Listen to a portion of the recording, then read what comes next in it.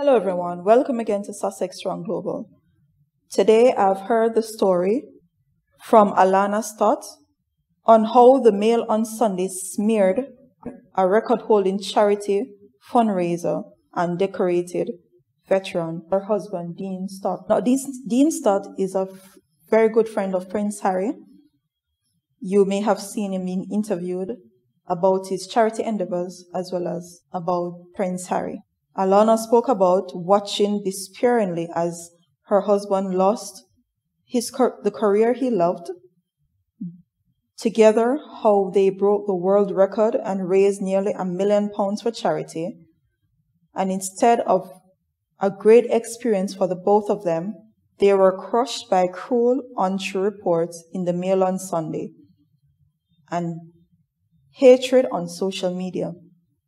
Alana spoke about her marriage coming under strain.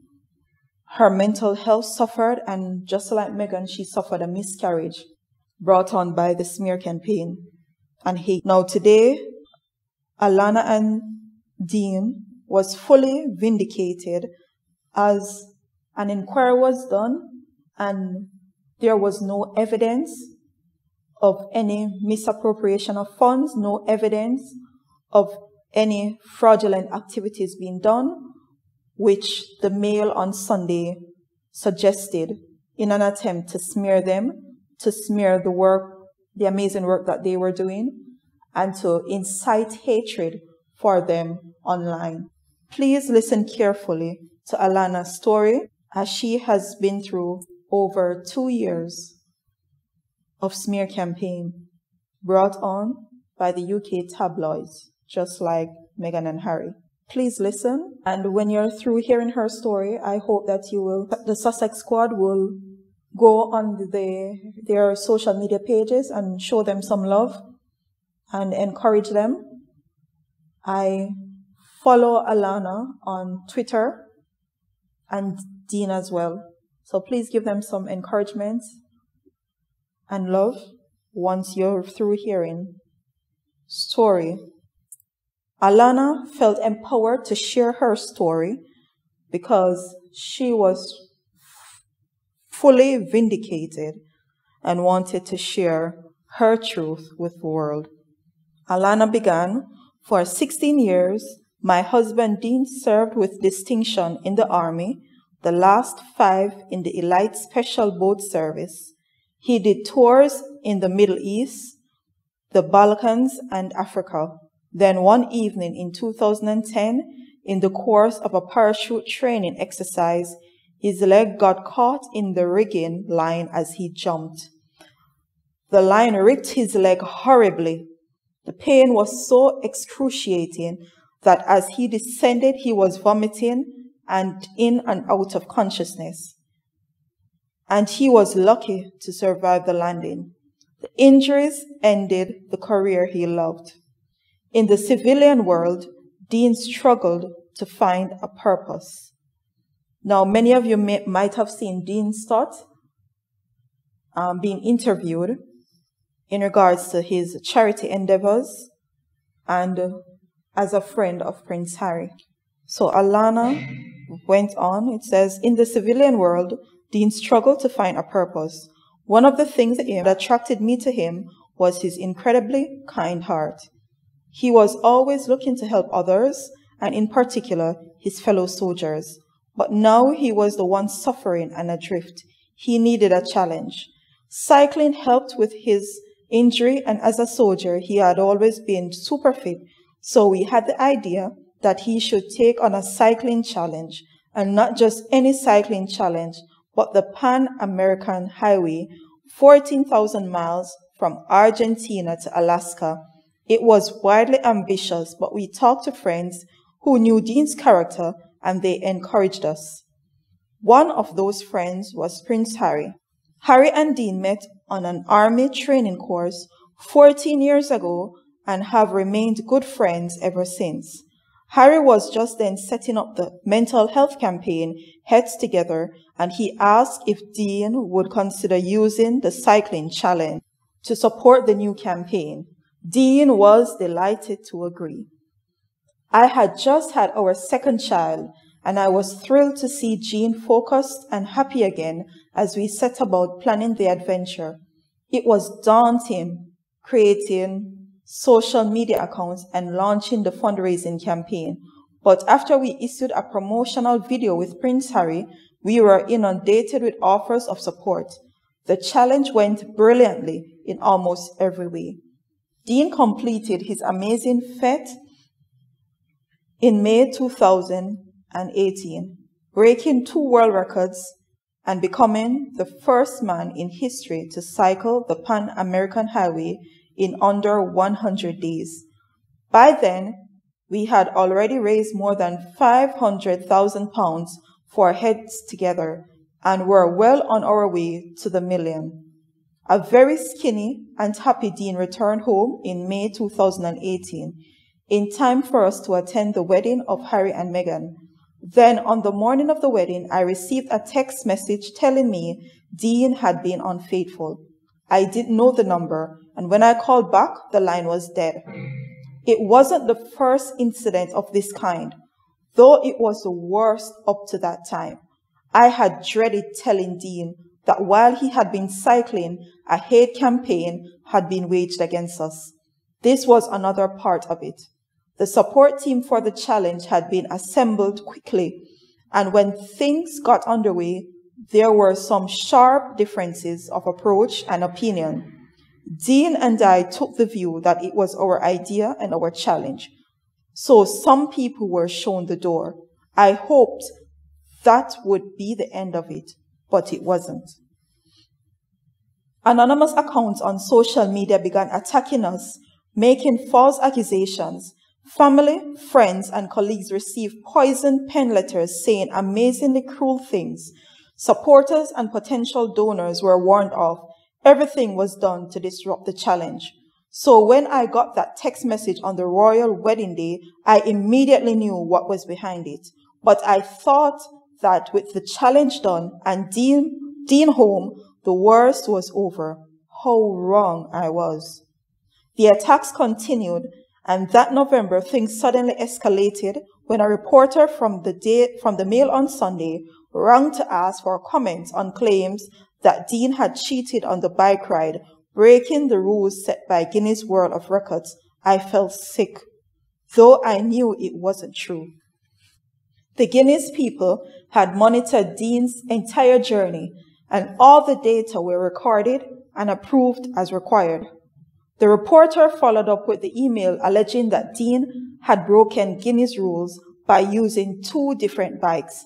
I knew the rules. Parts such as wheels could be replaced fairly freely, but the bike frame could only be changed if it was damaged and the replacement was identical. Dean had traveled with a replacement frame of the permitted kind, but as it happened, he never needed to use it. I sent the reporter the guidelines and the formal confirmation from Guinness World of Records that Dean's entire ride was within their rules. The Mail on Sunday published its story anyway. Prince Harry's Special Forces friend cheated on world record, it said. Even though we had supplied proof that this was false, they ran with it. It was true that there had been disputes in the team, but instead of focusing on Dean's huge achievement and all the money raised for charity, the paper presented the whole story as if there was only one side to it, and we were entirely in the wrong, burying our response in 2 short paragraphs at the very end. Looking back, I can see what happened. The Mail on Sunday hates Harry and Meghan, and it saw the campaign against us as a way of getting at the royal couple. They didn't care that money for charity was at stake, or that our well-being was at stake. They didn't care that we had provided proof we had done nothing wrong. The paper just attacked. The impact was immediate. Every way we turned, we were required to justify ourselves and explain that the Mail on Sunday was wrong. Even family members began doubting us. The hate campaign on social media intensified, and the journalists who wrote the article joined in. Our sponsor stepped back. Previously keen to support Dean on his next charity challenge, they said they didn't want to make themselves a target for press attacks. Dean was devastated. My daughter was picked on at school with people calling her daddy a cheat. My mental health deteriorated, and it was at this time that we lost what would have been our third child. We were still working hard to reach our objective of £1 million from the bike ride, but that was getting harder and harder. When we hit £900,000, we decided to stop to protect our family. The first £500,000 had been donated to Heads Together very publicly, announced in an article in Hello magazine. Given the campaign of lies and hate against us, however, we chose to transfer the remaining amount without any fanfare. This only stoked the fires. The haters on social media began to suggest we had kept the money, and they targeted the office of the Scottish charity regulator, OSCR, demanded we be investigated.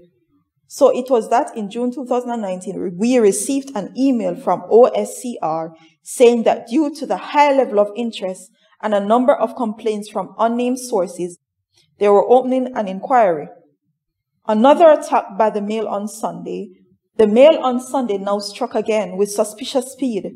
The very next day, even before the OSCR inquiry had been publicly announced, we received an email from the same journalist saying he was running an article about misappropriation of funds and that we were under investigation by the regulator.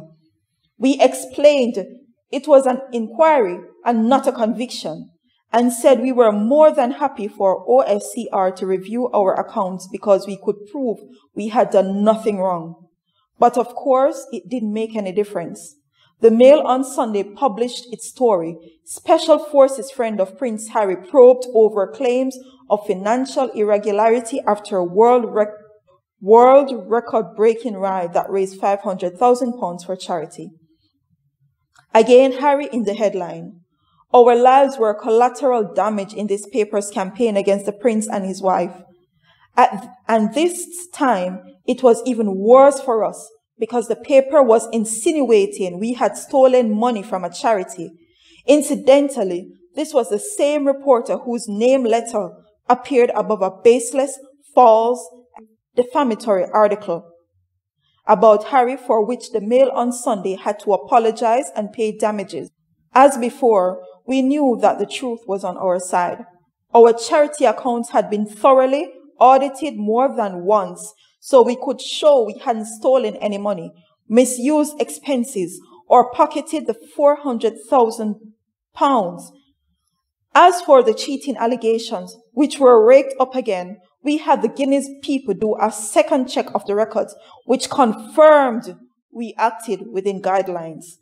But our voices was no match for a national tabloid, and the Mail on Sunday's claims about us not only remained readily available to anyone who Googled our names, but they also continued to be repeated widely on social media. The pressure was horrendous, and again, my mental health suffered. An eating disorder from the past resurfaced. I couldn't sleep, and I was now being treated for depression. Worse still, Dean and I were arguing on a regular basis. We were both in so much pain, and we didn't know how to resolve it. Everything depended on the OSCR. Only when they cleared us of the allegations, as we were sure they must, would we be able to clear the air. This was brought home to us when Dean's book was released, and media people told us they would not promote it while the inquiry was going on. But when would that happen? We waited 18 months. The OSCR inquiry was finally completed last December. Not one allegation of financial misconduct was upheld, and we were actually praised for raising so much money as a new charity. The only qualification in the verdict was that we were given new management guidelines to help us in the future. This was vindication in the face of all the online smears and the Mail on Sunday attacks. They were proved wrong. Did the paper report this? Of course not. It has been an appalling experience, and I would not wish it on anyone. All along, I have listened to people I thought wiser and more experienced who said it was better not to fight back. If we did, it would only make things worse. I don't think that way now. I have changed. I now understand that I was intimidated while the public was misled. I have seen what others have been through. For example, Meghan Markle and Caroline Flack, and it is vile and cruel. It has nothing whatever to do with that freedom of press we keep hearing about. They lie, they distort, they bully, and they exploit social media to do their dirtiest work. The only answer I now believe is to fight back, to show people what these papers do and what they are prepared to do to anyone, no matter how innocent. We must all speak up. Only that way can we put an end to this abuse of power. And that was Alana Stott's and Dean Stott's story. And for those of us who have been watching the smear campaign in real time for over the past 4 years against Meghan and Harry, especially Meghan, it just breaks your heart to see the things that people put out in order to destroy others' reputation and character, just to sell papers, just to be vindictive and spiteful. And then there are the online trolls that are so happy to be a part of this campaign, to spread misinformation, to spread hate, to spread negativity, to spread poison and toxicity across every platform against persons they have never met and don't know anything about. We need to keep, well, I know that I keep an eye on Harry and Meghan's friends. I follow Alana and Dean, and I also follow Jessica Mulrooney and her husband. I follow Serena Williams, because there are times when you have to go on their Instagram pages or the Twitter pages and help to fight the trolls, because I mean they're everywhere. They are everywhere, and they don't care if what they're hearing is true or not. They are just so happy to make other people's lives as miserable as they are. It is heartrending, but I wanted to help to spread Alana's story and to show how vile and disgusting and cruel the UK tabloids are, as well as their followers. And we wish peace for Alana and Dean. We wish peace for Harry and Meghan. And we pray that in time, all allegations against them will be proven. Most have already been proven to be false allegations. If people know where to look for information, they will find proof of the lies being told by the media. So until next time, let's not just aim to be strong, as Alana, as Dean and Prince Harry and Meghan have shown us. Let's not just aim to be strong. Let's aim to be Sussex strong. Until next time, goodbye.